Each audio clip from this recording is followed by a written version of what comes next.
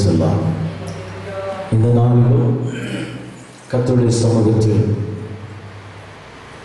ஒருமனப்பட்டு ஜெபிக்கும்படியாக எங்களோடு சேர்ந்து இணைந்திருக்கிற எல்லா கர்த்தருடைய பிள்ளைகளுக்காக நான் ஆண்டவராகிய இயேசு கிறிஸ்துவின் விலையேற பெற்ற நல்ல நாமத்தில் உங்களை நான் வாழ்த்துகிறேன், ஆசீர்வதிக்கிறேன். இன்றைக்கும் நான் உங்களோடு கூட கர்த்தருடைய வார்த்தையை சொல்லும்படியாக கர்த்தர் என் உள்ளத்தில் வைத்த சில காரியங்களை நான் உங்களோடு பேச விரும்புகிறேன். இந்த நேரத்திலும் கர்த்தர் எந்த தடையில்லாமல் வார்த்தையின் வழியாக கர்த்தர் நம்மோடு கூட இணைப்பார்.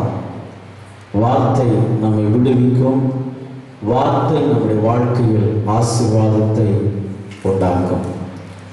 என்னோடு கூட திருப்பிக் கொள்ளுங்கள். ஆதியாகமம் 27ஆம் அதிகாரம் அதில் 13ஆவது வசனத்தை வாசித்து சில விஷயங்களை நான் உங்களோடு பகிர்ந்து கொள்ளும்படி விரும்புகிறேன்.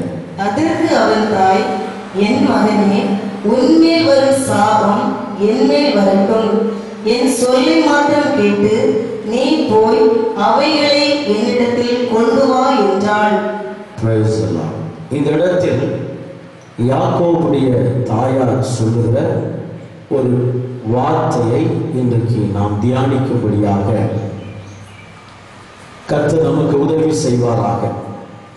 இங்கே சொல்லப்பட்டிருக்கிறது, என் மகனே, உன்மேல் வரும் சாபம் என்மேல் வரட்டும்.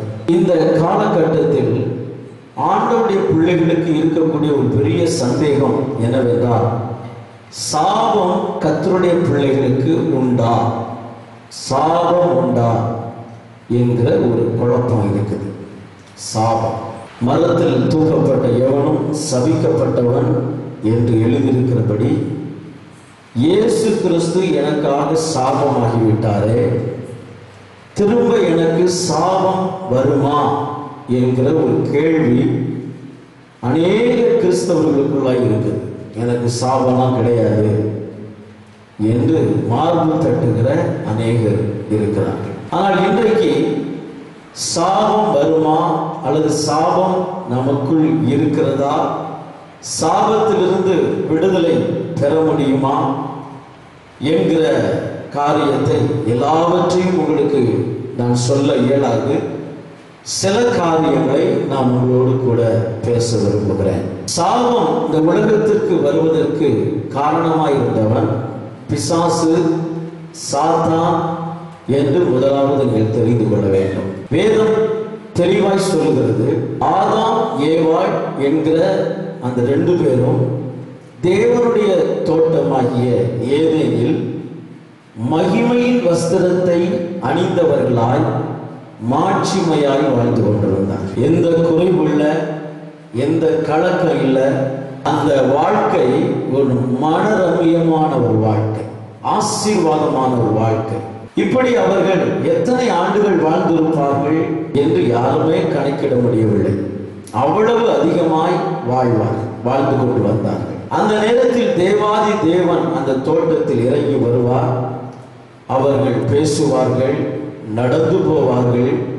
பல அன்பின் உறவு பெருகினதை நாம் வாசித்தோம். ஆனால் இந்த சூழ்நிலையில் அவர்கள் வாழ்க்கையில் ஒருவன் தலையிட்டான். அவன்தான் சாத்தான் என்று நாம் அழைக்கிறோம். ஆனால் அங்கே சர்ப்பமாக அங்கே வந்ததை நாம் கவனிக்கிறோம். அவன் வந்து ஏவாளோடும் இடைப்பட்டான். ஏவாள் மூலமாய் ஆதாம் வஞ்சிக்கப்பட்டான். இதெல்லாம் உங்களுக்கு தெரிந்த விஷயம்தான்.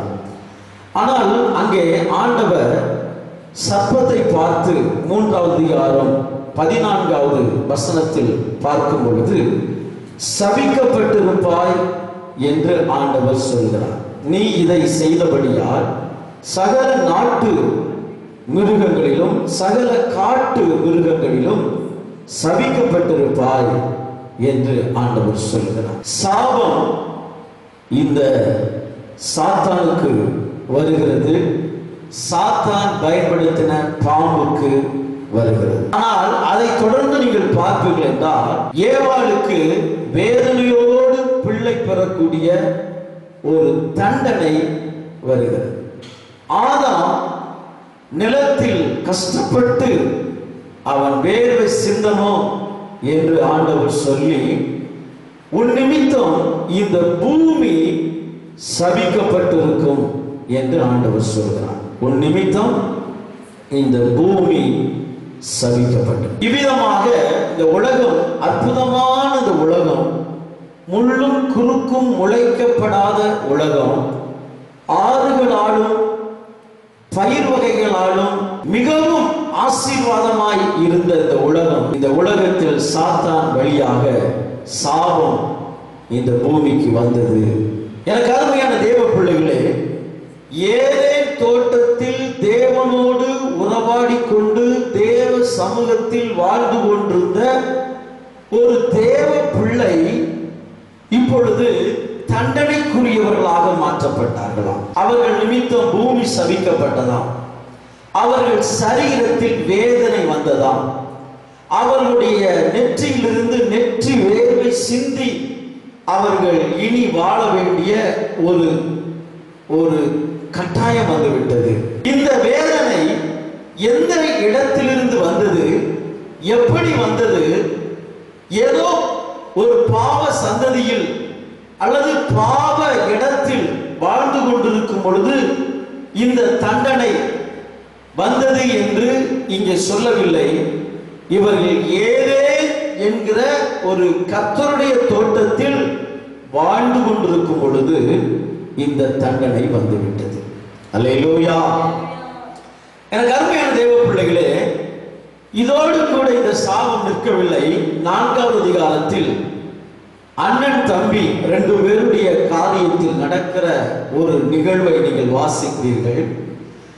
அதுல 11வது வசனத்தை நீங்கள் வாசிக்கும் பொழுது, 4வது அதிகாரம் 11வது வசனத்தை நீங்கள் கவனிக்கும் பொழுது, இப்பொழுது உன் சகோதரனுடைய இரத்தத்தை உன் கையிலே வாங்கிக் கொள்ள தன் வாயை திறந்த பூமியில் நீ சபிக்கப்பட்டிருப்பாய். பாருங்க, ஒரு மனிதன் சபிக்கப்பட்டவனாய் மாறுகிறான். சாபம் அப்படியே தொடர்ந்து வந்து இப்பொழுது மனிதனுக்குள்ளாக வருகிறது. எனக்கு அருமையான தேவ பிள்ளைகளே, இந்த சாபம் நம் வாழ்க்கையை தொடக்கூடாது. சாபம் ஒரு மனிதனுக்குள் இருக்கக்கூடாது.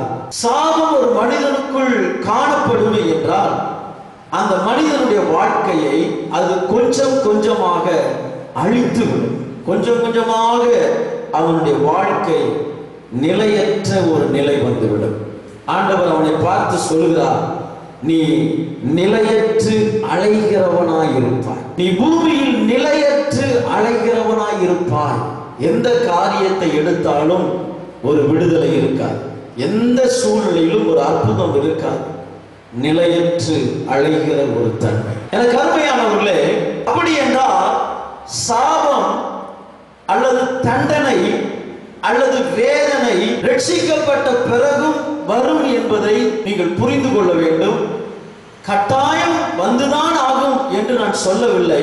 அவர்கள் சாத்தானுக்கு இடம் கொடுக்கும் பொழுது, அவர்கள் தேவ சமூகத்தில் வாழ்ந்து கொண்டு ஆராதித்துக் கொண்டு அபிஷேகத்தில் நிறைந்து கொண்டு கர்த்தருக்கு பிரியமாய் இருந்து கொண்டு இரத்தத்தினால் கழுவப்பட்டு கர்த்தர் விரும்புகிற நல்ல ஒரு வாழ்க்கை வாழ்ந்து கொண்டிருக்கிற நேரத்தில் ஒரு மனிதன் சாத்தானுடைய வார்த்தையை கேட்டு சாத்தானுக்கு கீழ்ப்படிந்து ஒரு காரியத்தை செய்ய முற்பட்டால் அவன் வாழ்க்கையில் சாபம் வரும் என்று நான் சொல்லுகிறேன். அல்லது அந்த சாபம் என்கிற வார்த்தையை நீங்கள் விளக்கி வைத்துக் கொண்டு தண்டனை வரும் என்று நீங்கள் எடுத்துக்கொள்ளலாம். தண்டனை வரும், வேதனை வரும், துக்கம் வரும். யாருக்கு வரும்? யார் சாத்தானுக்கு இடம் கொடுக்கிறார்களோ அவர்களுக்கு வரும். சாத்தான் யாரை வஞ்சிக்கிறானோ அவர்களுக்கு வரும். இத்தனை வருடம் நான் ஆவிக்குரியவனாய் வாழ்ந்தேன், பல மணி நேரம் ஜெபித்தேன், தேவனுக்காக அரிய பெரிய காரியங்களை செய்தேன், ஊழியத்தை தாங்கினேன், நானும் பல வருடமாய் ஊழியம் செய்தேன் என்று உங்களுடைய மேன்மைகளை பட்டியல் போட்டுக்கொண்டே போகலாம். அவ்வளவு காரியத்தை செய்தவர்கள் தான். ஆனால் அப்படி செய்தவர்கள் சாத்தானுக்கு இடம் கொடுத்து அவனுடைய வார்த்தைக்கு கீழ்ப்படிந்து அவன் செய்கிற செயலை நீங்கள் செய்துவிட்டீர்கள் என்றால் அது நிமித்தம் உங்க வாழ்க்கையில ஒரு தண்டனை வரும். ஒருவேளை நீங்கள் அதை சாபம் என்று சொல்லாமல் இருந்தாலும் அது தண்டனை என்பதை மறந்து போகாதீர்கள். அது உங்க வாழ்க்கையில வந்து உங்களை கலங்கடிக்க நேரிடும். எனக்கு அருமையான தேவ பிள்ளைகளே, வேதம் சொல்லுகிறது நீதிமானுக்கு இந்த பூமியில சரி கட்டப்படுமா. அப்படின்னா என்ன அர்த்தம்? ஒரு தேவ பிள்ளை இரத்தத்தினால கழுவப்பட்டாயிற்று, அவங்களுடைய பெயர் ஜீவ புஸ்தகத்தில் எழுதாயிற்று, அவர்கள் தேவனுடைய சந்ததிகளாய் இங்கு வாழ வேண்டும். அப்படிப்பட்ட சூழ்நிலையில் அவர்கள் சாத்தானுக்கு இடம் கொடுத்து கர்த்தர் விரும்பாத, கர்த்தர் எதிர்க்கிற, கர்த்தர் தவிர்க்க வேண்டும் என்று சொல்லுகிற காரியத்தை இவர்கள் செய்யும் பொழுது இவர்கள் செய்த செயலின் நிமித்தம் இவர்கள் தண்டிக்கப்பட வேண்டும் அல்லது திருத்தப்பட வேண்டும், அல்லது அவர்களுக்கு ஏதாவது ஒரு காரியத்தை செய்து அவர்கள் ஆத்துமா நரகத்துக்கு போகாதபடி, அழிவுக்கு போகாதபடி கர்த்தர் அவர்களை மீட்டுக் கொள்ள வேண்டும். கர்த்தர் அவர்களை பாதுகாக்க வேண்டும், அவர்களை பரலோகத்திற்கு கொண்டு போக வேண்டும். எனக்கு அருமையான தேவ பிள்ளைகளே, அதைத்தான் வேத புஸ்தகத்தில் பல இடத்தில் ஒன்று வசனமாக நீங்கள் வாசிக்க முடியும். நான் எல்லாவற்றையும் உங்களுக்கு பேச எனக்கு மனமில்லை. ஆனால் இன்றைக்கு நான் சொல்ல வேண்டிய அல்லது சொல்லக்கூடிய ஒரே ஒரு சிறிய கருத்தை உங்கள் இருதயத்தில் நீங்கள் உள்வாங்கிக் கொள்வீர்கள் என்றால் மிகவும் பிரயோஜனமாக இருக்கும். சாபம் வருவதற்கு பிசாசு பயன்படுத்துகிற ஒரு 2 பகுதி இருக்கு. ஒன்று செவி, மற்றொன்று நம்முடைய வாய். இனி ஒன்று கண் என்று கூட வைத்துக் கொள்ளலாம். ஆனால் வாயிலிருந்து புறப்படுகிற வார்த்தை ஒரு மனிதனுக்கு ஆசீர்வாதத்தையும் கொண்டு வருகிறது, சாபத்தையும் கொண்டு வருகிறது. ஒரு மனிதன் ஆசீர்வதிக்க வேண்டும் என்றாலும் அதற்கு வாய், நாவு, வார்த்தை தேவைப்படுகிறது. ஒரு மனிதன் சபிக்கப்பட வேண்டும் என்றாலும் அவனுடைய வாயிலிருந்து வார்த்தைகள் புறப்பட வேண்டியதாக இருக்கிறது. அதைத்தான் வேதம் சொல்கிறது, மரணமும் ஜீவனும் நாவின் அதிகாரத்தில் இருக்கிறது. நாவை குறித்து யாக்கோபு ஒரு அதிகாரத்தையே நமக்காக எழுதி வைத்திருக்கிறார். அதில் சொல்லுகிறார், ஒரே நீரூற்றிலிருந்து கசப்பும் தித்திப்பும் எப்படி புறப்பட்டு வரும் என்று சொல்லுகிறார். நாவு சிறிய அவயவமாய் இருந்தாலும் அது பெரிய காரியத்தை செய்யக்கூடியதா இருக்கிறது.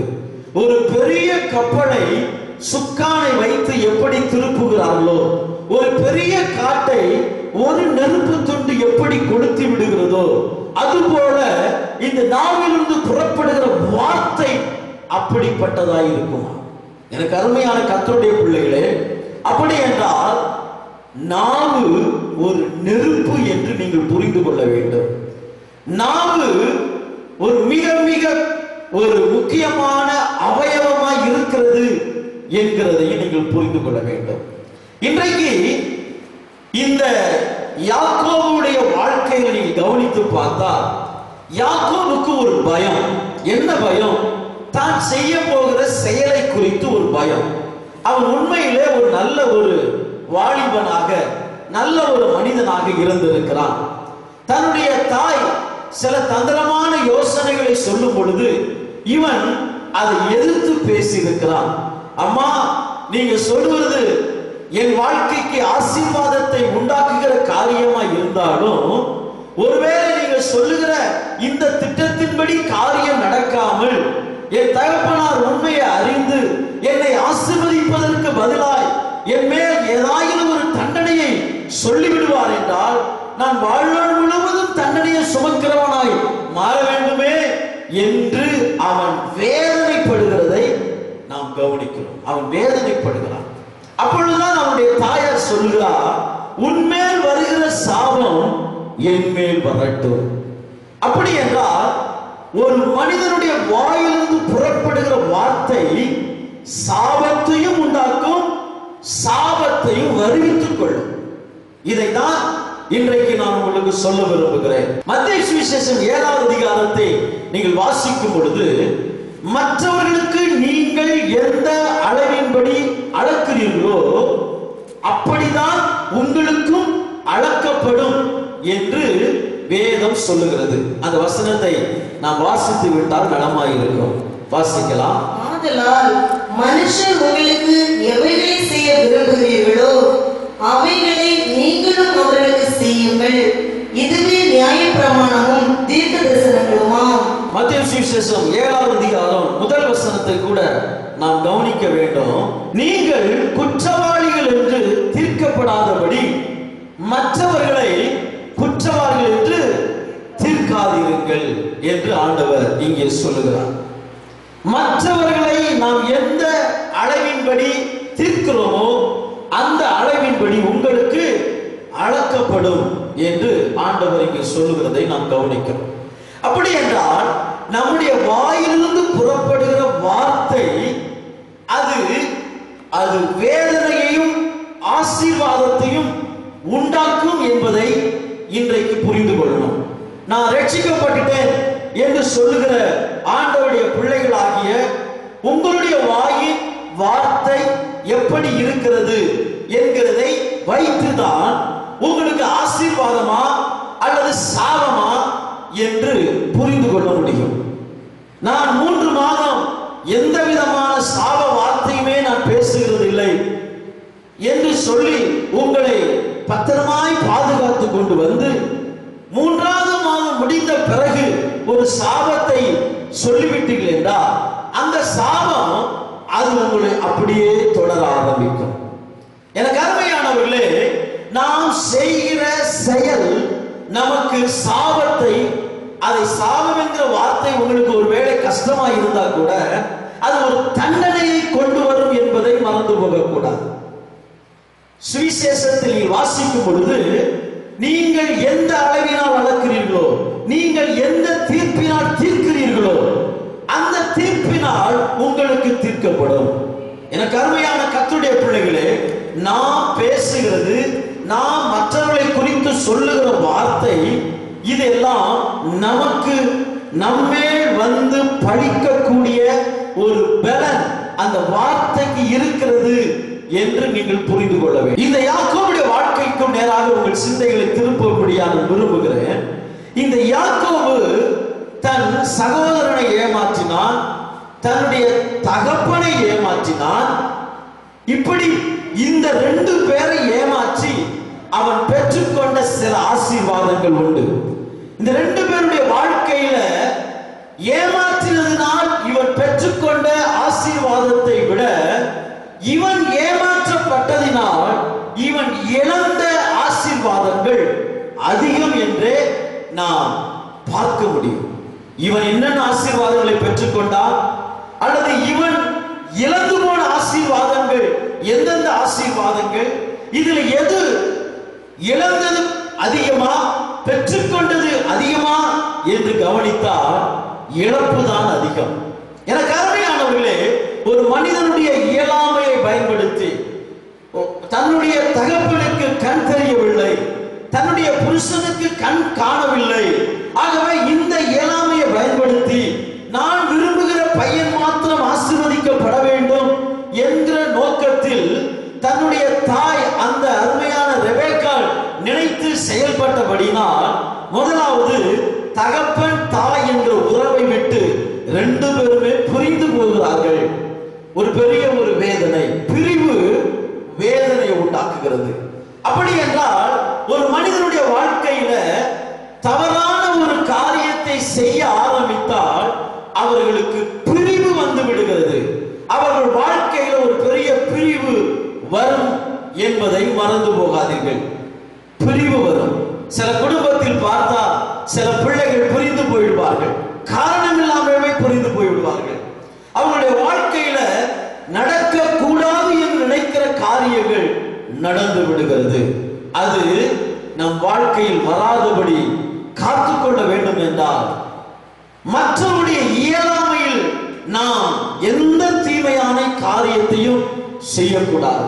ஒரு ஆள் நடக்க முடியாமல் பார்க்க முடியாமல், செயல்பட முடியாமல், ஊனராக அல்லது அவர்கள் இயலாதவர்களாக இருப்பார்கள் என்றால் அவர்களுடைய இயலாமையை நாம் பயன்படுத்தி அவர்கள் வாழ்க்கையில் எந்த தீமையும் நாம் செய்துவிடக் கூடாது.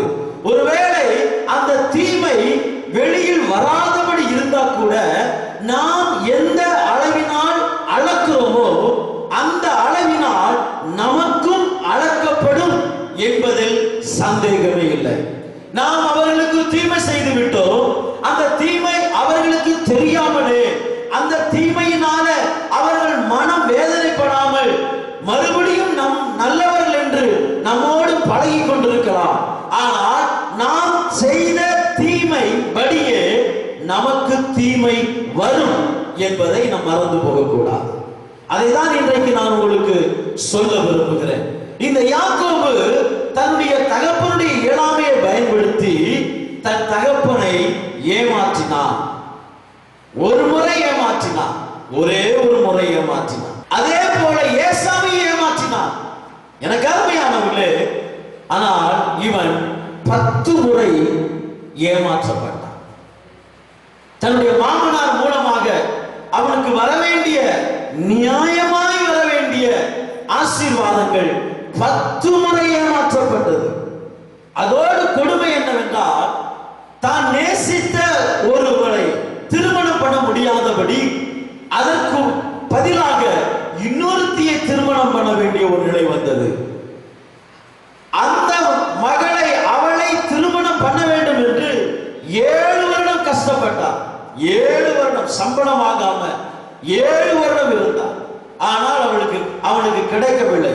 திரும்ப 7 வருடம் இருந்து பெற்றுக்கொள்ள வேண்டிய நிலை. இவன் வாழ்க்கையில் பயங்கரமான ஏமாற்றம், வேதனைக்கு மேல வேதனை. இதெல்லாம் காரணம் என்ன? அவன் செய்த ஒரு செயல், தன் தகப்பனை ஏமாற்றினான். எனக்கு அருமையான தேவ பிள்ளைகளே, இந்த சத்தத்தை கேட்கிற உங்களை பார்த்து நான் சொல்லுகிற ஒரு வார்த்தை என்னவென்றால், நீங்கள் ஒருவரை ஏமாற்றுகிறீர்கள். ஏமாற்றி உங்கள் வாழ்க்கையில் சில காரியத்தை அனுபவித்து ஆசீர்வதிக்கப்பட்டவர்களாய் இருக்கலாம். நீங்கள் ஏமாற்றினது நிமித்தம் உங்க வாழ்க்கை ஏமாற்றப்பட வேண்டிய ஒரு கட்டாயத்துக்குள்ளாக ஆண்டவர் தள்ளல, நீங்களே உங்களை நிர்ணயித்துக் கொள்ளுகிறீர்கள். நீங்கள் ஒருவரை ஏமாற்றி விட்டீர்கள். அந்த செயல் உங்க வாழ்க்கையிலே எதை வெளிப்படுத்துகிறது என்றால், நான் அநேக முறை ஏமாற்றப்பட வேண்டும் என்று நீங்கள் உங்களுக்கே ஒரு வேதனையை, தண்டனையை வாங்கிக் கொள்கிறீர்கள். எனக்கு அருமையானவர்களே, ரட்சிக்கப்பட்டவர்கள் ஆண்டவருடைய பிள்ளைகளாக மாற்றப்பட்ட பிறகு நாம் எந்தெந்த நபரை ஏமாற்றி இருக்கிறோம் என்கிறதை இந்த ஜெப வேளையில் சற்று சிந்தித்து பாருங்கள். யார் யாரெல்லாம் ஏமாற்றி இருக்கிறோம்? ஒருவேளை நீங்கள் உங்கள் குடும்பத்தில் இருக்கிற உங்களுக்கு இரத்த சம்பந்தப்பட்ட நபர்களை நீங்கள் ஏமாற்றினீர்கள் என்றால், நீங்கள் ஏமாற்றப்படுவதற்கு முன்பதாக ஏமாற்றினவர்களிடத்தில் போய் உங்கள் குறையை சொல்லி, நான் உங்களை ஏமாற்றி விட்டேன், என்னை மன்னித்து விடுங்கள் என்று அவர்களோடு நல்மனம் பொருந்த வேண்டுமா? அவன் உங்களை நியாயாதிபதியிடத்தில் கொண்டு வந்து உங்களை நியாயாதிபதியிடத்தில் ஒப்புக் கொடுப்பதற்கு முன்பதாகவே வழியில் இருக்கும் பொழுதே அவனோடு நீ நல்மனம் பொருந்து என்று ஆண்டவர் தம்முடைய வார்த்தையில் சொல்லி இருக்கிறார். எனக்கு அருமையானவர்களே, ஒருவேளை நீங்கள் சிக்ஷைகளை அனுபவிப்பது, வேதனைகளை அனுபவிப்பது, கஷ்டங்களை அனுபவிப்பது, பாடுகளை அனுபவிப்பது, இது எதற்காக இந்த பாதையில் நீங்கள் நடந்து கொண்டு இருக்கிறீர்கள் என்கிறதை சற்று யோசித்து பாருங்கள். நான் உங்களை குற்றவாளிகள் என்று சொல்லும்படியாக வரவில்லை.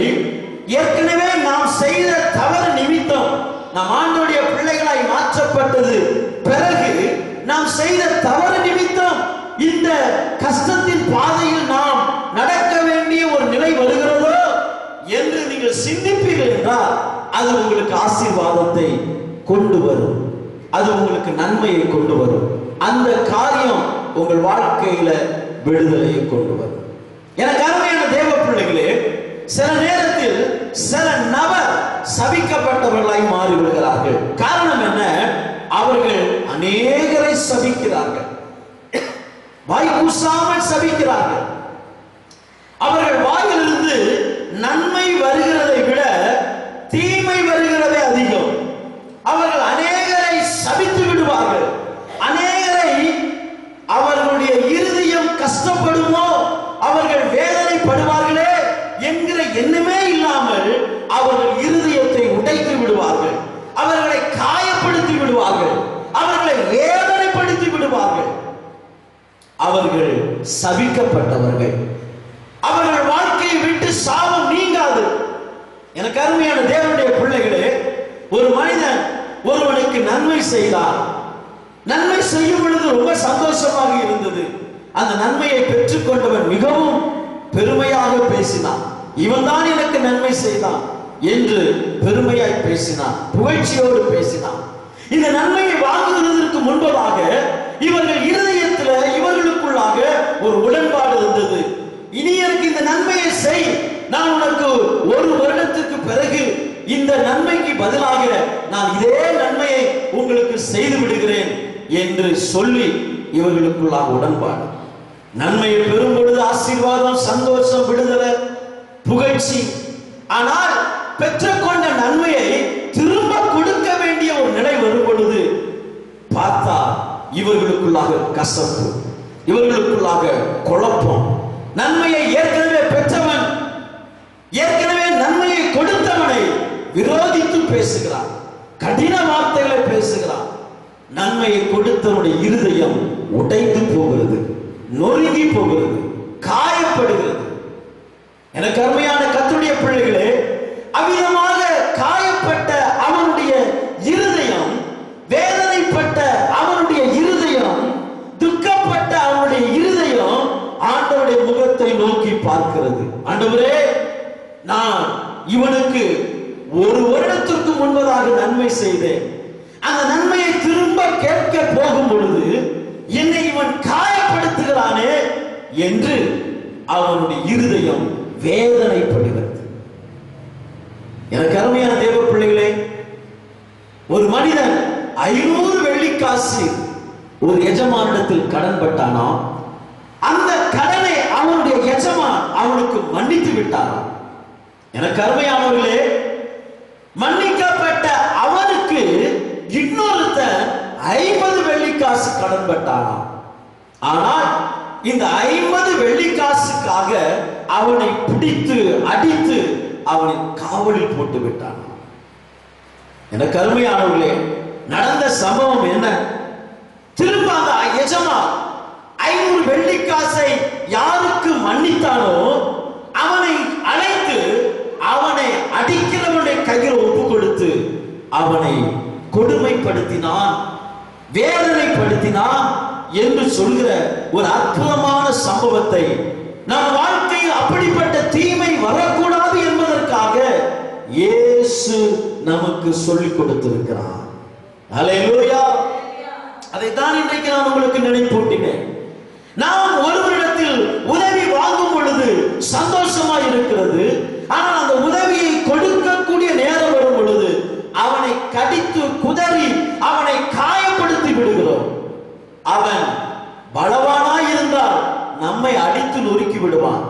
அவன் பலகீனமாய் இருந்ததினால் ஆண்டவர் பார்த்துக் கொள்ளட்டும் என்று அவன் வெட்கத்தோடு வேதனையோடு திரும்பி போய் விடுகிறான். ஆனால் ஆண்டவர் பார்க்கிறார், ஆண்டவர் பார்க்கிறார். இவன் உதவி பெற்றவன் அல்லவா? உதவி பெற்றவன் அவனிடத்தில் தயவாய் நடந்து கொள்ளாமல் அவனை வேதனைப்படுத்தி விட்டானே என்று இவன் செய்த செயலின் நிமித்தம் இவனுக்கு ஆண்டவர் தீர்க்கிறார். ஆண்டவர் அநீதியுள்ளவர் அல்ல, ஆண்டவர் கொடுமையுள்ளவர் அல்ல, ஆண்டவர் பாகுபாடு பார்க்கிறவர் அல்ல, ஆண்டவர் வேதனைப்படுத்துகிறவர் அல்ல. இவன் எந்த அளவில் அளந்தானோ அந்த அளவில் தேவன் இவனை அளக்கிறார். 50 வெள்ளிக்காசு தன்னிடத்தில் கடன்பட்ட அவனுக்கு இவன் மன்னித்து விடாதபடி 500 வெள்ளிக்காசை என் எஜமான் என்னை மன்னித்தாரே, ஆகவே இந்த 50 மன்னிக்க வேண்டும் என்கிற அந்த ஒரு மனப்பான்மை அவனுக்கு இல்லாதபடி இந்த 50 வெள்ளிக்காசுக்காக இந்த மகனை, இந்த மனுஷனை காவலில சித்திரவதைப்படுத்துகிறதை அறிந்த எஜமான் 500 வெள்ளிக்காசு நான் உனக்கு மன்னித்தது தவறு என்று புரிந்து கொண்டு இவனை வேதனைப்படுத்துகிறவர்களிடத்தில் ஒப்பு கொடுத்தான். எனக்கு அருமையான தேவனுடைய பிள்ளைகளே, ரட்சிக்கப்பட்ட நான், ரட்சிக்கப்பட்ட ஒரு தேவ பிள்ளை, கர்த்தருடைய சமூகத்தில் சந்ததியில் வந்த தேவ பிள்ளை, ஆவிக்குரிய அனுபவத்தில் வந்த தேவ பிள்ளை எந்த அளவினால் அளக்கிறார்களோ அந்த அளவினால் தனக்கு நமக்கு அளக்கப்படும் என்கிறதில் சந்தேகம் இல்லை என்பதை புரிந்து கொள்ள வேண்டும். அந்த தண்டனையை தான் நான் சாபம் என்று நான் சொல்கிறேன். அந்த தண்டனை தான் ஒரு மனிதனுடைய வாழ்க்கையை அழித்து போடுகிறது. சில நேரத்தில் சில மனிதர்கள் செய்கிற சில துரோகங்கள், கவனிங்க, தவறல்ல, பாவம் அல்ல, துரோகம். ஆவிக்குரியவர்கள் துரோகம் பண்ணுவார்களா என்று பார்த்தா இப்ப உள்ள ஆவிக்குரியவர்கள் நிறைய துரோகம் பண்ணுகிறார்கள்.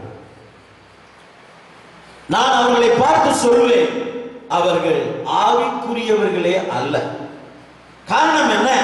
அவர்களுக்குள் பரிசுத்த ஆவியானவர் வாசம் பண்ணுவார் என்றால், பரிசுத்த ஆவியானவர் அவர்களுக்குள் இருப்பார் என்றால், அவர்கள் தீர்க்கிற தீர்ப்பு நியாயமானதாக இருக்கும். பரிசுத்த ஆவியானவர் ஒரு மனிதனுக்குள் வாசம் பண்ணுவார் என்றால் அந்த மனிதன் மூலமாக ஆண்டவருடைய நாமம் மகிமைப்படும்.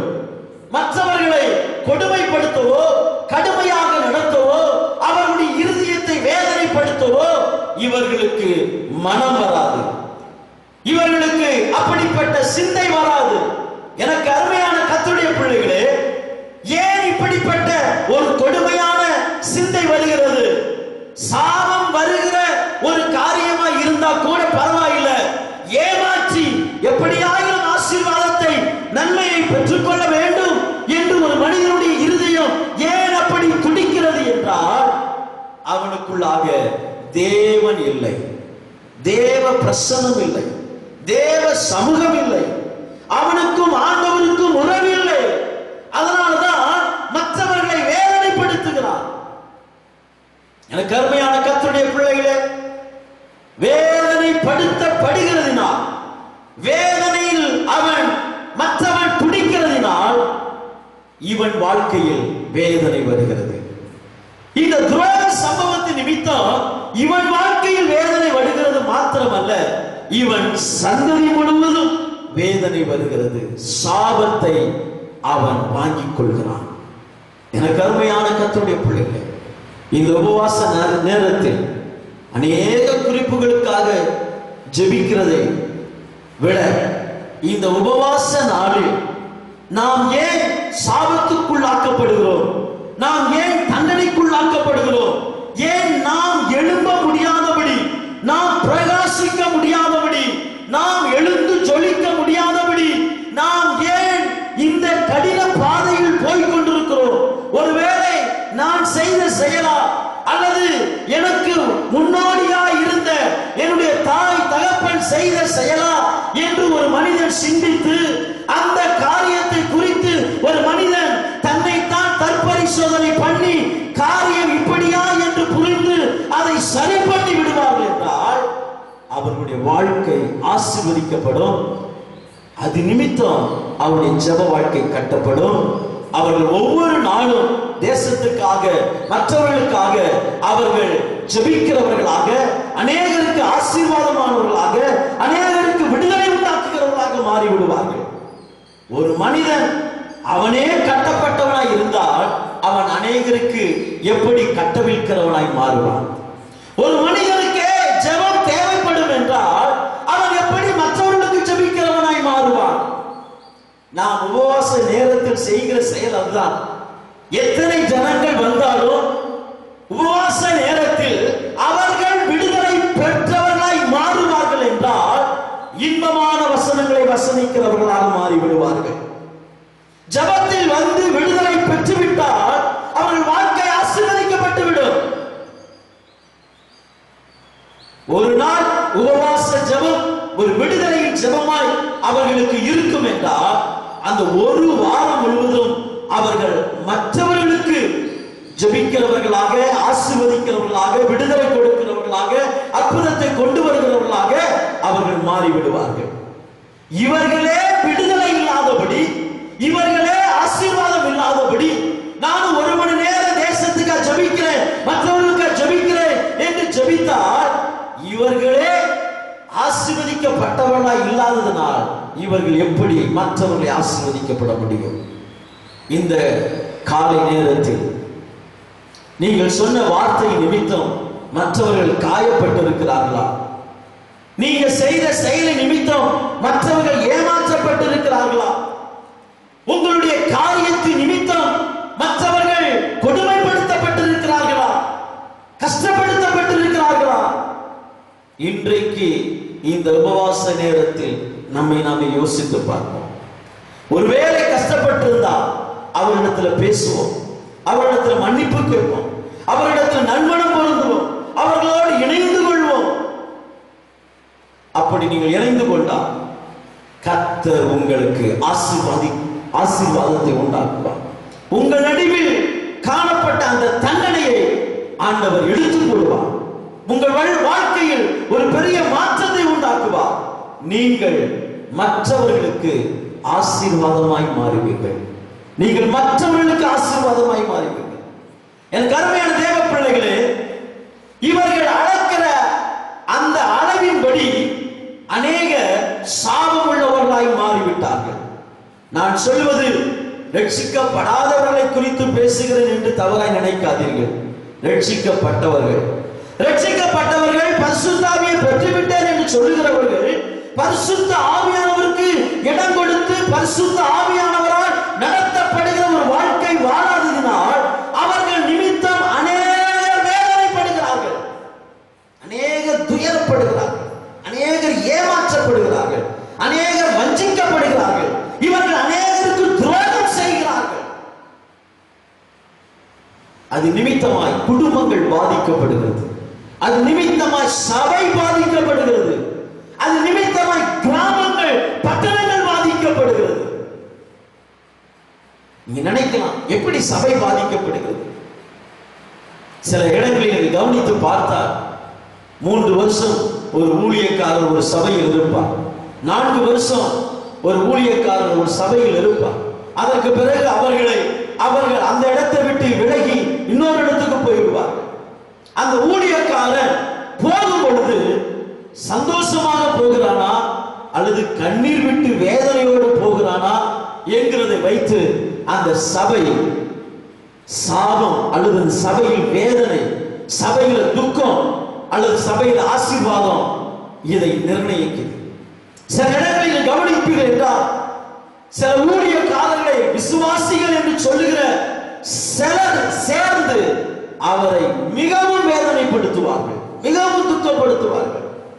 அவர் கண்ணீர் வடிக்க வேண்டிய ஒரு நிலை வந்துவிடும். இது நிமித்தம் அந்த சபையில் இருக்கக்கூடிய அந்த குடும்பங்களுக்கெல்லாம் சாபம் வந்துவிடும், வேதனை வந்துவிடும். சில நேரத்தில் பார்த்தா ஆசீர்வதிக்க வேண்டிய ஊழியன் அநேகருக்கு சாபத்தை உண்டாக்குகிறவனாய், அநேகருக்கு தீமையை உண்டாக்குகிறவனாய் மாறி போவான். அது எப்படி? இவன் செய்கிற ஜெபமே மந்திரமாகவே இருக்கும். என்ன பாஸ்டர் சொல்றீங்க? ஒரு விசுவாசியை தேவ சித்தத்துக்கு ஒப்பு கொடுத்து ஜெபிக்க வேண்டும், முடிந்தால் ஆசீர்வதித்து ஜெபிக்க வேண்டும். அவருடைய வாழ்க்கை தவறாய் இருக்கும் என்றால், ஆண்டவரே இந்த தவறு நிமித்தம் இவர்களை தண்டித்து விடாதீரும் என்று மன்னிப்பு கேட்டு ஜெபிக்க வேண்டும், மன்னிப்பு கொடுத்து ஜெபிக்க வேண்டும். இதுதான் ஒரு தேவ ஊழியக்காரன் செய்ய வேண்டிய காரியம். ஆனால் தேவ ஆவியினால் நடத்தப்படாத தேவ ஊழியர், நான் எல்லாரையும் சொல்ல வரல, தேவ ஆவியினால் நடத்தப்படாத தேவ ஊழியர் என்ன செய்கிறார் என்றால், இந்த விசுவாசி எனக்கு கீழ்ப்படிய மாட்டேங்குது ஆண்டவரே, இந்த விசுவாசி எனக்கு கீழ்ப்படிய வேண்டும் என்று ஜெபிக்க ஆரம்பிக்கிறார். இவர்கள் எனக்கு எதிர்த்து நிற்கிறார்கள், ஆகவே இவர்கள் குடும்பத்தில் எதையாகவும் ஒரு காரியத்தை செய்து இவர்கள் எனக்கு அடங்க வேண்டும் என்று ஜெபிக்க ஆரம்பிக்கிறார். அப்படி என்றால் இவன் ஜெபிக்கிற ஜெபம் ஒரு மந்திரவாதி செய்கிற மந்திரத்தை காட்டிலும் அநீதியானது. அநீதியானது. சிலர் செய்கிற ஸ்தோத்திரம் தேவ பார்வையில் அருவருப்பானது. சிலர் செய்கிற ஸ்தோத்திரம், என்ன பாஸ்டர் சொல்றீங்க, ஸ்தோத்திரம் கூட அருவருப்பானதா? அப்படிதான் நான் சொல்கிறேன்.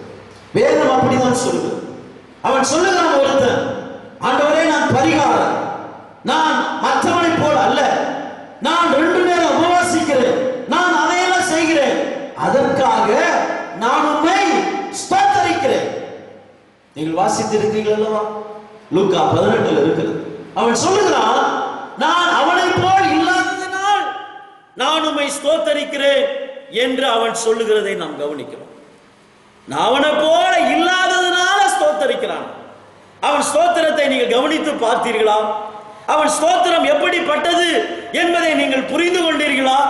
அப்படி என்றால் இன்றைக்கு கர்த்தருடைய பிள்ளைகள் செய்கிற ஸ்தோத்திரம், ஆண்டவருடைய பிள்ளைகள் செய்கிற ஸ்தோத்திரம் ஆசீர்வாதமான ஸ்தோத்திரமா அல்லது தேவனை அவர்களை விட்டு பிரிக்கிற ஸ்தோத்திரமா என்கிறதை நீங்கள் புரிந்து கொள்ள வேண்டும். நான் எல்லாரையும் சொல்லவில்லை, திரும்ப திரும்ப சொல்லுகிறேன், நான் எல்லாரையும் சொல்லவில்லை. எல்லாரும் அப்படிப்பட்ட ஸ்தோத்திரம் செய்கிறது இல்லை. ஆண்டவரே நான் இப்படிப்பட்ட காரியங்களை செய்ததுக்காக ஸ்தோத்திரம் என்று யாரும் சொல்லுகிறது இல்லை.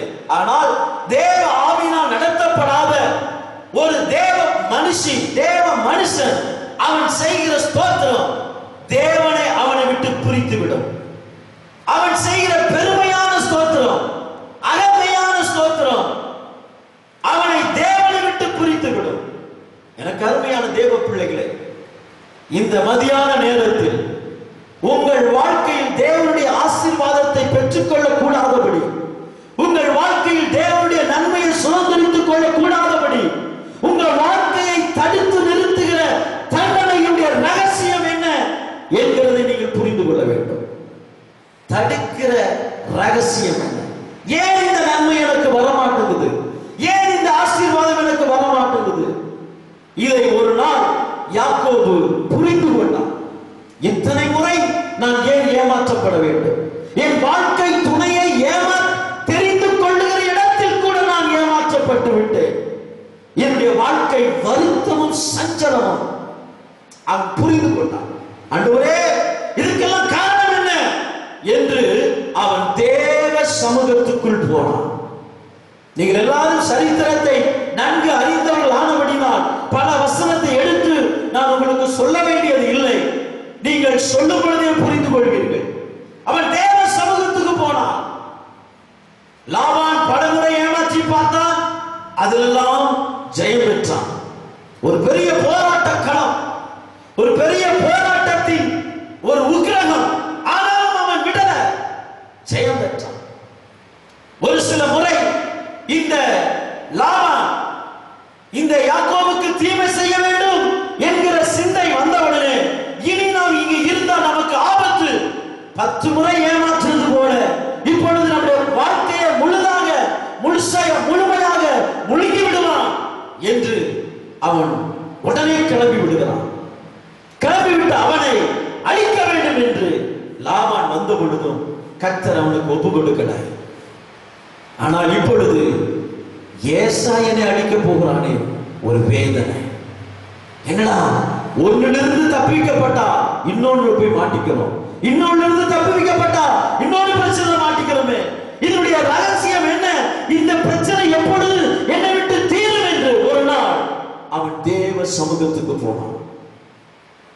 தேவ சமூகத்துக்கு போனான்.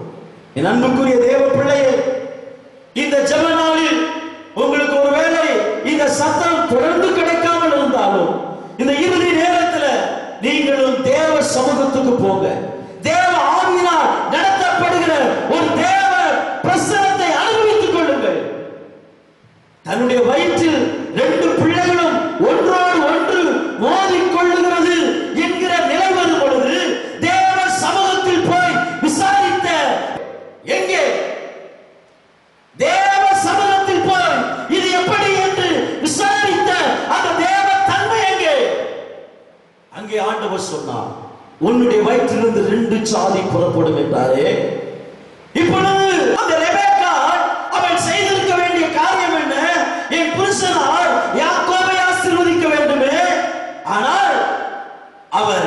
ஏசாவை ஆசீர்வதிக்க போகிறாரு. தேவ சித்தம், தேவ திட்டம் இங்க மாறப் போகிறதோ என்று அவள் ரெபெக்காள் தேவ சமூகத்துக்கு போயிருக்க வேண்டும். தேவ சமூகத்திற்குள் போயிருக்க வேண்டும். அறையை பூட்டிக் கொண்டு ஆண்டவருடைய சமூகத்தில் ஜெபிக்க வேண்டும். ஆண்டவரே, இதில் நான் தலையிட என்னால் முடியவில்லை. நான் தலையிட்டால் என் புருஷனை நான் ஏமாற்றுகிறது போல் இருக்கும். மான் இறைச்சியை சாப்பிடுகிற ருசிக்கு தக்கவாறு நான் ஒரு ஆட்டு இறைச்சியை சமைக்க வேண்டிய ஒரு நிலை வருகிறது. ஏசாவுக்கு பதிலாக யாக்கோபை நான் பெஸ்ட் பண்ண வேண்டிய, யாக்கோபுக்கு சில காரியங்களை தந்திரங்களை சொல்லி இப்படிப்பட்ட தீமை செய்ய வேண்டிய ஒரு நிலை வருகிறது. இந்த தீமை நிமித்தம் என் சந்ததி முழுவதும் பாதிக்கப்பட போகிறது என்று இந்த தீமையை நான் செய்ய மாட்டேன். ஆண்டவரே, இந்த காரியத்துக்கு எனக்கு ஒரு சரியான விடிவை கட்டளையிடும் என்று இவள் தேவ சமூகத்துக்கு போயிருப்பாள் என்றால் ஒருவேளை சரித்திரம் மாறி இருக்கும். நாம் இப்பொழுது வாசிக்கிறது போல அந்த ஒரு பகுதியை வாசிக்க இயலாமல் ஒருவேளை கர்த்தர் ஏசாவை தடுத்திருக்கலாம், அல்லது ஈசாக்குக்கு கர்த்தர் தரிசனம் கொடுத்து ஆசீர்வதிக்க வேண்டியது யாக்கோபு என்று சொல்லியிருக்கலாம், அல்லது ஏசாவுக்கு பூமிக்குரிய ஆசீர்வாதத்தை கொடுத்து யாக்கோபை திரும்ப அழைத்து அவனை தேவன் விரும்புகிற ஆசீர்வாதத்தை கொடுத்து ஆசீர்வதிக்க வேண்டிய ஒரு நிலை உருவாக்கியிருக்கலாம். நான் சொல்வது கற்பனையாக இருந்தா கூட அதில் ஒரு உண்மை இருக்கிறது. ரெண்டு பிள்ளை மோதிக்கொள்ளும் பொழுது கர்த்தரிடத்தில் விசாரிக்க விரும்பின அந்த ரெபெக்காள் ஆசீர்வாதம் மாறுகிறதே என்று ஏன் தேவனிடத்தில் விசாரிக்கவில்லை? இப்படிதான் ஆவிக்குரிய ஜனங்கள் இருக்கிறார்கள். ஆரம்ப காலகட்டத்தில் எல்லா காரியத்துக்கும் ஆண்டவரிடத்தில் போய் ஜெபிப்பார்கள். எல்லா காரியத்துக்கும் ஆண்டவர்தான் ஆண்டவர்தான் என்று சொல்லிக் கொள்கிறவர்கள் சில காலகட்டங்கள் ஆன பிறகு ஆண்டவரிடத்தில் போவதை நிறுத்திவிட்டு இவர்களாகவே ஒரு முடிவெடுத்து இதுதான் தேவ சித்தம், இதுதான் தேவ திட்டம், இப்படிதான் நடக்க வேண்டும். ஆண்டவர் எனக்கு அன்றைக்கு தரிசனம் கொடுத்தார். நான் விசாரிக்க போன பொழுது ஆண்டவர் அன்றைக்கே எனக்கு எல்லாம் சொல்லிவிட்டார். இந்த மனுஷனுக்கு அறிவில்லை என்று இவர்களே திட்டமிடுகிறார். அதைதான் நான் தேவ ஆவியினால் நடத்தப்படாதபடி இவர்களே செல்கிறார்கள் என்று நான் சொல்கிறேன். இந்த மதியான நேரத்தில் இந்த சத்தத்தை கேட்கிற எனக்கு அருமையான கர்த்தருடைய பிள்ளைகளே, கர்த்தர் உங்களோடு இடைப்படுகிறார், கர்த்தர் உங்களோடு பேசுகிறார். தண்டனை தொடர்ந்து கொண்டிருப்பதற்கு காரணம் என்ன? நீங்கள் எழுப்ப முடியாதபடி, பிரகாசிக்க முடியாதபடி, ஜெயம் பெற முடியாதபடி, உங்க வாழ்க்கையில உங்களுக்கு விரோதமாக எழும்புகிற சத்துருவுக்கு எதிர்த்து நிற்க முடியாதபடி உங்களை வேதனைப்படுத்திக் கொண்டிருக்கிற, உங்களை கூறி குறுகி போக பண்ணுகிற, நீங்கள் நிலையற்றவர்களாய் திரிய வேண்டிய, தேவனுடைய ஆசீர்வாதத்தை சுதந்திரித்துக் கொள்ளக்கூடாதபடி அழைத்து திரிந்து கொண்டிருக்கிற இந்த நிலை வருவதற்கு காரணம் என்ன? ஆண்டவருடைய சமூகத்துக்கு போக.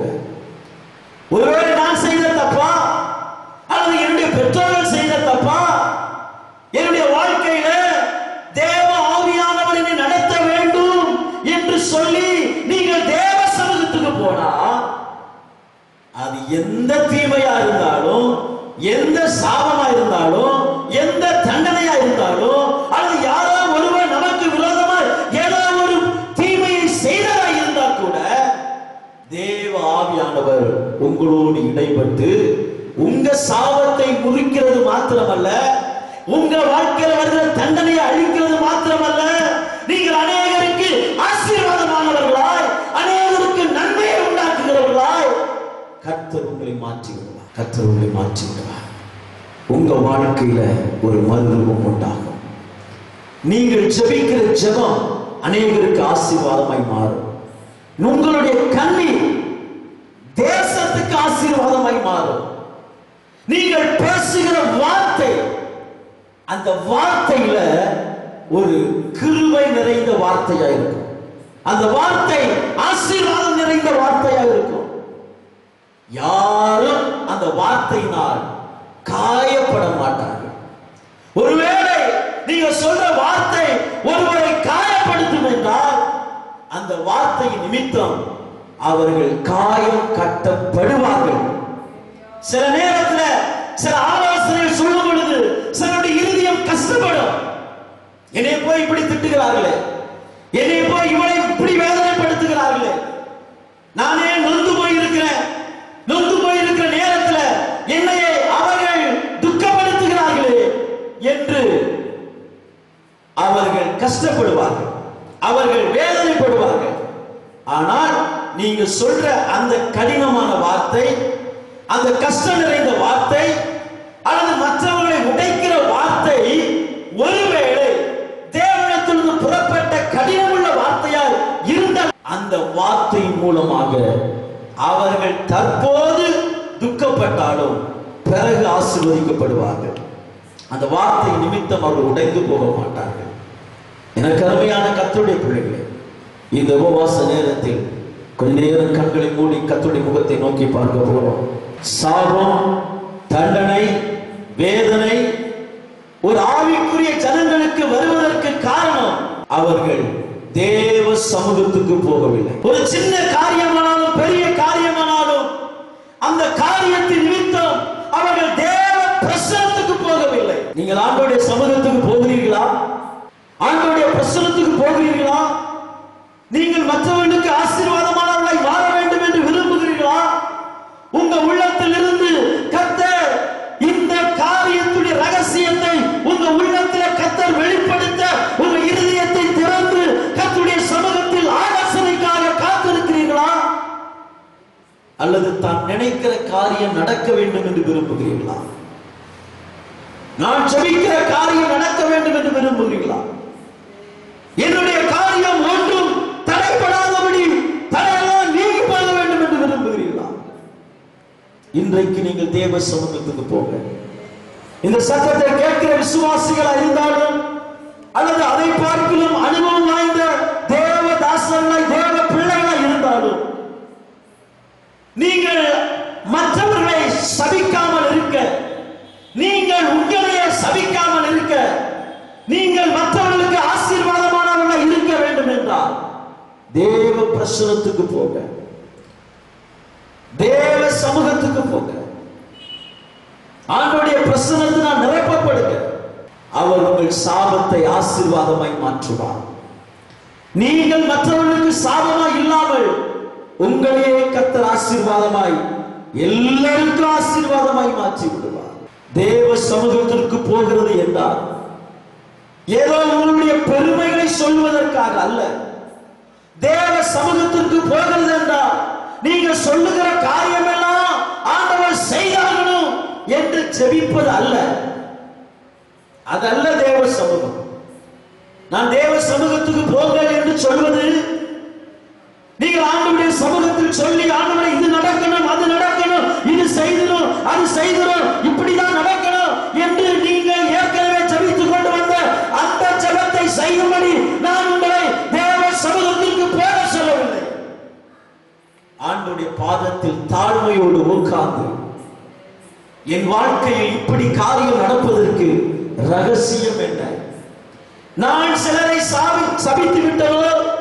என் காரியத்தின் நிமித்தம் பலர் வேதனைப்பட்டு விட்டார்களோ? நான் பேசின பேச்சு நிமித்தம் எனக்கு நன்மை செய்தவர்கள் காயப்பட்டு விட்டார்களோ? எனக்கு உதவி செய்தவர்களுக்கு நான் துரோகம் செய்து விட்டனோ? அது நிமித்தம் என் வாழ்க்கை பாதிக்கப்படுகிறதோ? நான் மற்றவர்களை ஏமாற்றி விட்டனோ? மற்றவருடைய இயலாமையை பயன்படுத்தி அவர்களுக்கு துரோகம் பண்ணி விட்டனோ? அதை தெரிந்து கொள்ள, அதை உங்கள் மனம் புரிந்து கொள்ள ஆண்டவருடைய சமூகத்துக்கு போங்க. ஆண்டவருடைய சமூகத்துக்கு போங்க. உங்களை நம்பி உங்களிடத்தில் உதவி கேட்கும்படி வந்த மற்றவர்களுக்கு நீங்கள் என்ன மாறுத்தரம் சொன்னீர்கள்? ஆண்டவரிடத்தில் போங்க. ஆண்டவர் உங்களோடு பேசுவார். ஆண்டவர் உங்களோடு இடைப்படுவார். நீங்கள் மற்றவர்களுக்கு அளக்கிற அளவின்படி நீங்கள் அளக்கப்படாதபடி தப்பிக்கப்பட வேண்டும் என்றால் தேவ சமூகத்திற்கு போனாதான் நீங்க எந்த அளவினால் அளவீர்கள், எந்த தீர்ப்பினால் தீர்த்தீர்கள் என்கிறதை கர்த்தர் உங்களோடு இடைபடுவார். அப்பொழுது மனங்கசந்த அளவும் திருத்திக் கொள்ளவும், மன்னிப்பு கேட்க வேண்டியவளிடத்தில் போய் மன்னிப்பு கேட்கவும், கொடுக்க வேண்டியவளிடத்தில் கொடுக்கவும், தங்கள் காரியங்களை சரி பண்ணிக் கொள்ளவும் கர்த்தர் உதவி செய்வார். ஆண்டவர் உதவி செய்வார். எனக்கு அருமையான தேவ பிள்ளையே, யாக்கோபு ஏசாவை ஏமாற்றினது உண்மைதான். ஆனால் ஏசாவிடம் நல்மனம் பொருந்தும்படியால் யாக்கோபு ஒரு பெரிய பரிவாரத்தை அனுப்புகிறார். ஆடு மாடுகளை அனுப்புகிறார், வேலையாட்களை அனுப்புகிறார். அதோடு மாத்திரமல்ல, தன்னுடைய சகோதரன் வரும் பொழுது அவனுக்கு முன்பதாக தரை மட்டம் படிந்து முழங்கால் படியிட்டு வணங்கி, உம்முடைய சமூகத்தில் எனக்கு இரக்கம் கிடைக்க வேண்டும், என்னுடைய தவறை நீ மன்னிக்க வேண்டும் என்று மன்னிப்பு கேட்கிறான். எனக்கு அருமையான தேவ பிள்ளையே, ஏமாற்றினதாக இருக்கட்டும், கஷ்டப்படுத்தினதாக இருக்கட்டும், தீர்ப்பு தவறாய் தீர்ப்பு கூறினதாக இருக்கட்டும். ஆனால் இப்ப நான் ஆவியில நிரம்பி ஜெபம் பண்ணி நான் ஆசீர்வாதத்தை பெற்றுக்கொள்ள வேண்டும் என்று விரும்புகிறீர்கள் என்றால் அந்த ஆசீர்வாதம் வராது. காரணம் என்ன? நீங்க எந்த அளவினால் அளந்திருக்கிறீர்களோ அந்த அளவினால் தான் உங்களுக்கு அளக்கப்படுமே தவிர நீங்கள் செய்கிற ஜெபத்தினால் உங்களுக்கு அளக்கப்படாது. ஆண்டவர் சொன்னார், என் நாமத்தினால் நீங்கள் எதை கேட்டாலும் நான் அதை செய்வேன் என்று வாக்கு பண்ணியிருக்கிறார். ஆனால் அந்த யோவான் 14 வாசிக்கிறதுக்கு முன்பதாக 13வது வசனத்தில் சொல்லியிருக்கிறார், குமாரனின் பிதா மகிமைப்படும்படியாக நீங்கள் எதை கேட்டாலும் குமாரனின் பிதா மகிமைப்படும்படியாக. அப்படி என்றால் உங்கள் காரியம், உங்களுடைய செயல்பாடு, உங்களுடைய காரியங்கள் குமாரன் வழியாக பிதா மகிமைப்பட வேண்டும்.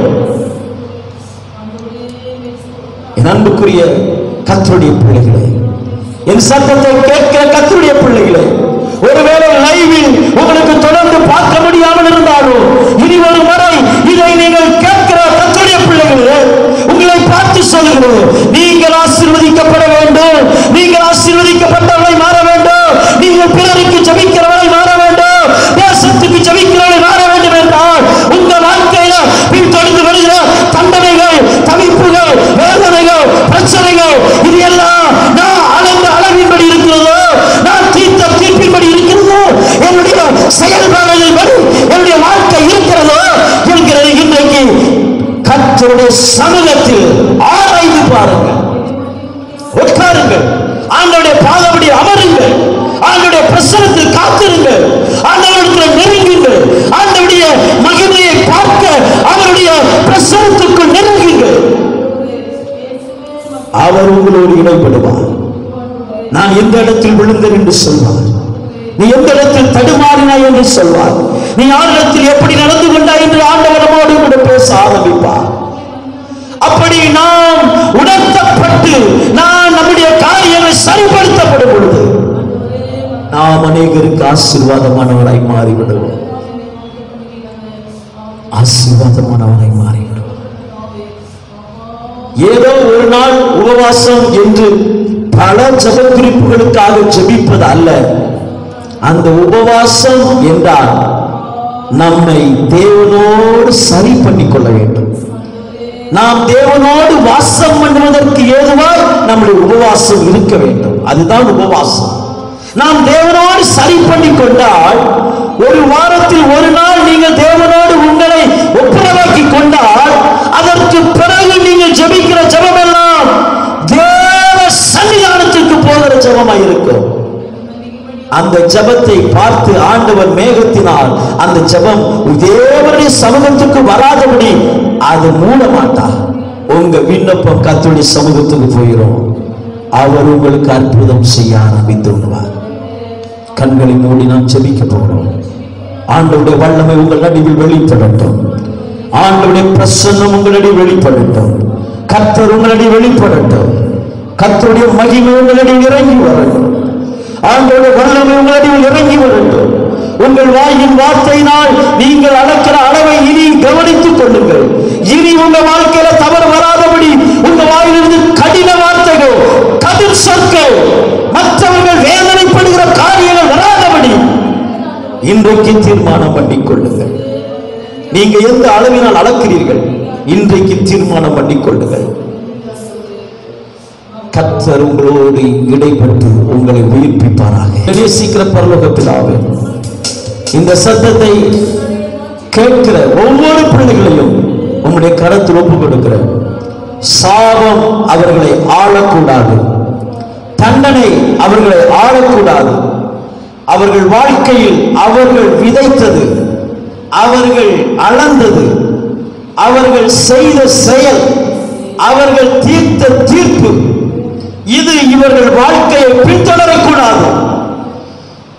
ஒப்பு கொடுத்து ஜெபிக்கிற ஒவ்வொருவருக்கும் விடுதலை உண்டாவதாக, ஆசீர்வாதம் உண்டாவதாக, நன்மை உண்டாவதாக, விடுவிக்கப்படுவார்களாக. இனி சிக்கிக்கொள்ளாதபடி உன் வாயின் வார்த்தையினால் நீ பிடிக்கப்பட்டாய் என்று சொல்கிற வார்த்தையின்படி இனி அவர்கள் சிக்கிக்கொள்ளாதபடி கர்த்தர் அவர்கள் நடுவில் பலத்த காரியங்கள் செய்கிறாங்க. ஒவ்வொருவரையும் ஆசீர்வதியும் நன்மை நான் நிரப்பும்.